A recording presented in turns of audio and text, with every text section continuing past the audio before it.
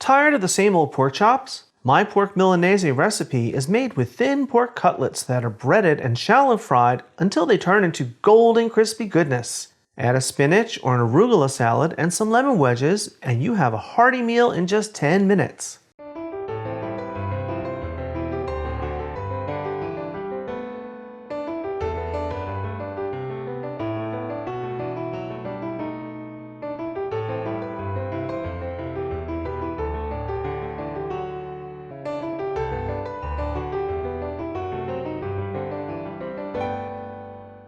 Hi everyone, welcome to today's episode of Let's Celebrate TV.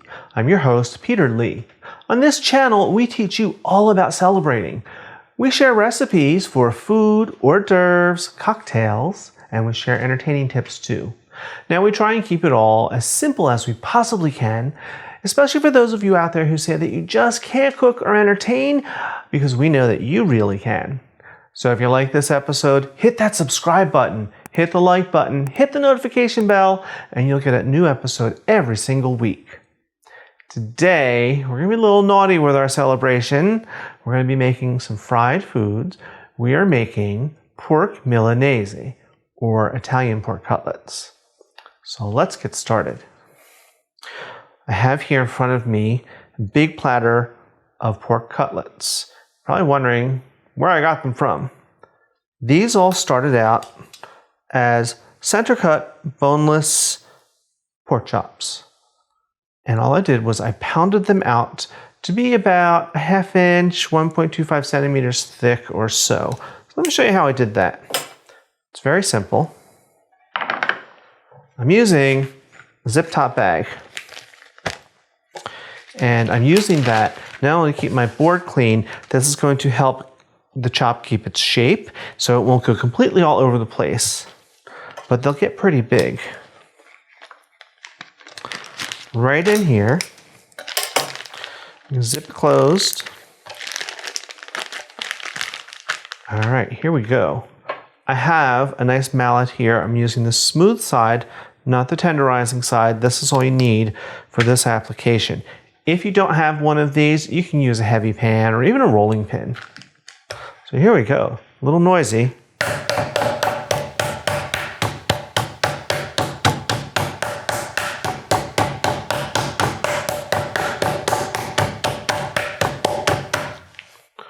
Just that fast it goes. Now I'm kind of feeling it to make sure that it's even thickness. You can feel that with your hand. And that one looks pretty good. So we'll take it out and I'll do another one just to show you. This is the end result that we have, is this great big beautiful cutlet. And the great thing about these, if they come out a little irregular, that's okay. They're supposed to be.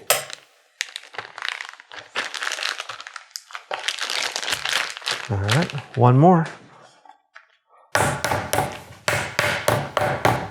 Okay, here we are. We're ready to start breading. Now I've got my chops all pounded out into cutlets. Now I'm going to show you how I bread them. A lot of times with breading stations, which is what I have set up here, people start with flour and then do egg and then breadcrumbs. I'm doing a little differently, a little bit of a shortcut, but there's a reason. I'm going to start with breadcrumbs instead of the flour. The whole idea of the flour, it'll make the egg stick better and then make the breadcrumbs stick better. But if you do breadcrumbs instead of the flour, it sticks just fine. It does the exact same thing, and then you get a crispier crust on your cutlets, which is what you really want. Now, I have here 2 cups or 250 grams of, I'll admit it, store-bought seasoned breadcrumbs. I cheated today, and that's okay. To this, I'm going to add a 1/4 cup or 25 grams of just grated parmesan cheese, just to make it a little over the top. And really, just mix it in. Goes fast. Now for the eggs, I just have 4 large eggs and I just beat them up with a splash of milk. Again, just for a little extra richness. Okay. So let's get started. Here's a cutlet, maybe. There we go. First, into the breadcrumbs, just lightly. They have a nice little coating. Now into the egg. Quick dip. Don't have to soak it, just quick dip. And then right back into the breadcrumbs. Now you want to flip it over maybe, get a nice coating on there.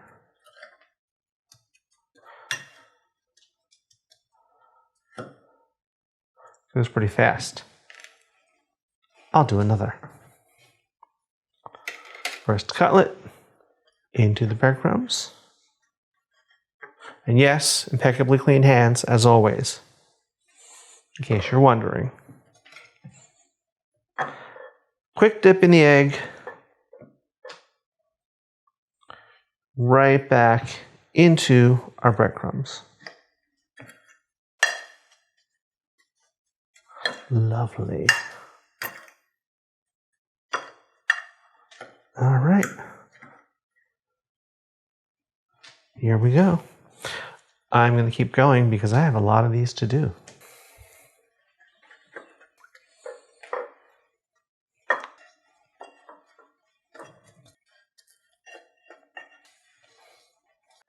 Here we are, all breaded, ready to be fried. Let's get frying. I have in my pan about 1 inch or so, 2.5 centimeters of olive oil that I've heated to 350 degrees with my instant read thermometer. 350 is 180 Celsius. There we go. Now, I'm just going to do 1 or 2 at a time. We don't want to crowd the pan. Very careful. Put it in and lay it away from you, just like that. That way, if there's a splash, it'll splash that way. Let's see if I can squeeze another one in here. Maybe this one.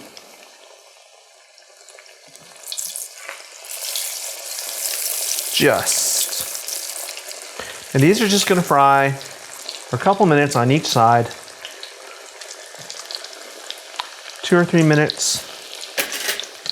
Watch your heat, watch your oil.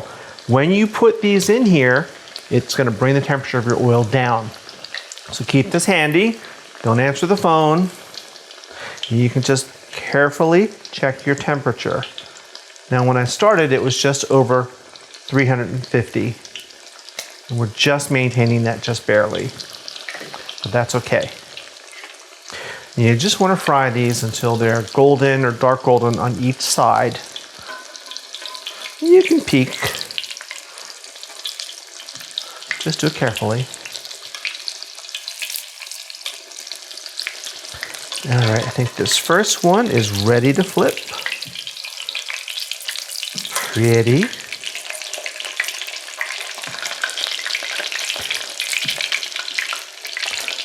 Now the second one should be just about ready to flip also. Oh yes. All right. Now I'm just going to let these fry on the second side. You can take the coating a little darker if you like. I know you're probably worried about is the pork cooked thoroughly, but they're so thin they're going to cook through really fast. And even after we take them out of the pan, there's going to be carryover cooking. So you'll be fine. All right, these are ready to come out. Nice and golden. Look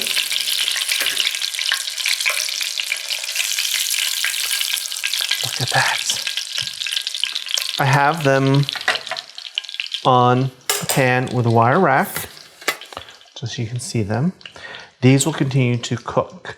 And even though they may look a little pale right now, they're getting darker as I'm standing here watching them. Now, if you put them in a warm oven like I'm going to, they're going to cook a little more and get a little browner. So you'll be fine. Now, I'm going to go ahead and do the rest of my batches. And then it'll be tasting. Well, frying time is over. And here we are. Look at this pile of deliciousness. They're golden, they're glistening, they smell wonderful. What would you serve these with? You're probably asking. For me, I like them just as they are, maybe with a little side salad of arugula and some parmesan and lemon.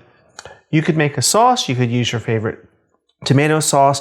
You could do a lemon and caper and butter sauce, which may be another episode coming up now that I think of it, but whatever you like. Now, this took me less than 10 minutes to fry all these up. It's really a simple and fast thing to do. So let's get to the tasting. I'm going to try this one right on top. You can hear that crispy crust on there. Ooh. All right, hear that? How crispy and crunchy that is? Let's have a taste. Ooh, can't wait. Mmm. Delicious. Tender. There's that cheese, that extra cheese in the coating. It's all very crispy and somehow light. Wonderful. A little vino, as always.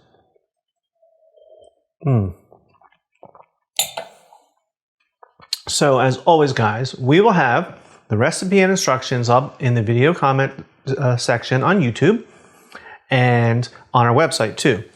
So remember, we'll see you on Tuesdays at 7 p.m. for our regular episodes and Fridays at 7 p.m.